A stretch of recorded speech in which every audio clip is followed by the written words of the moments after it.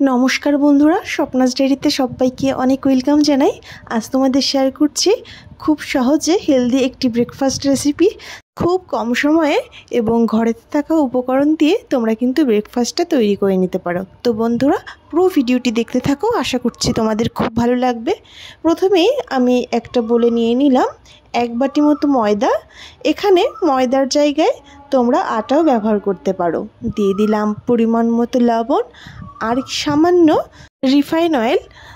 এবার সব কিছুকে ভালো করে মিশিয়ে নিচ্ছি। ভালো করে মিশিয়ে অল্প অল্প জল দিয়ে আমি একটা ব্যাটার তৈরি করে নিচ্ছি।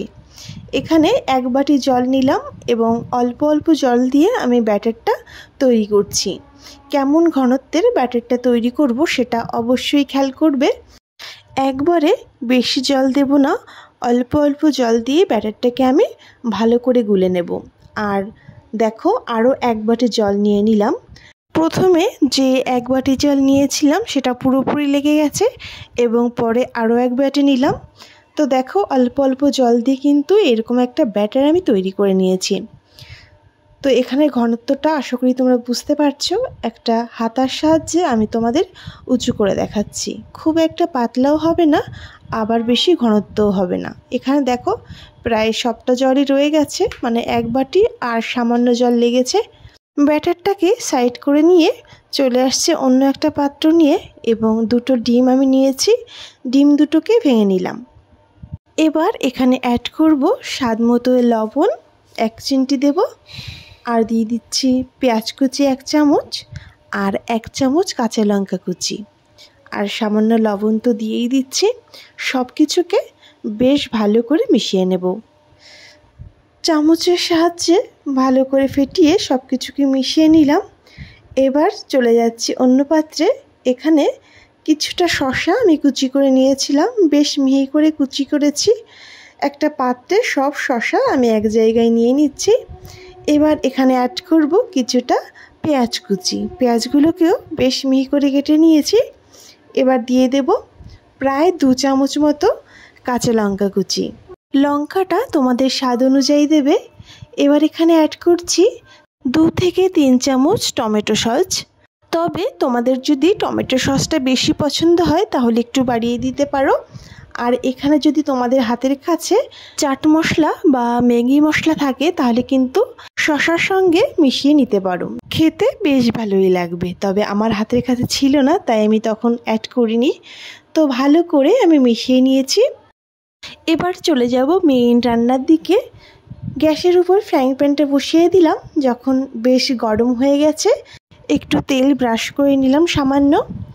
এবার যে ব্যাটারটা আমি গুলে রেখেছিলাম সেখান থেকে 1 চামচ, মানে 1 হাতা ব্যাটার আমি দিয়ে চারিদিকে ছড়িয়ে দিলাম। খুব ভালোভাবেই দেখো, খুব সুন্দর চারিদিকে ছড়িয়ে গেছে। হাতার সাহায্যে একটু গোল শেপ আমি করে নিচ্ছি। 2 মিনিট পর দেখতে পারবে ব্যাটারের কালারটা কিন্তু বেশ চেঞ্জ হয়ে আসবে। সেই টাইমে এবার আমি দিয়ে দিচ্ছি উপরে 1 হাতা ডিম, যেটা আমি আগেই গুলে রেখেছিলাম। ডিমটা দিয়ে সব জায়গায় খুব ভালো করে ছড়িয়ে দেবে। ডিমের পরিমাণ যত বেশি দেবে খেতে অবশ্যই খুব ভালো লাগবে।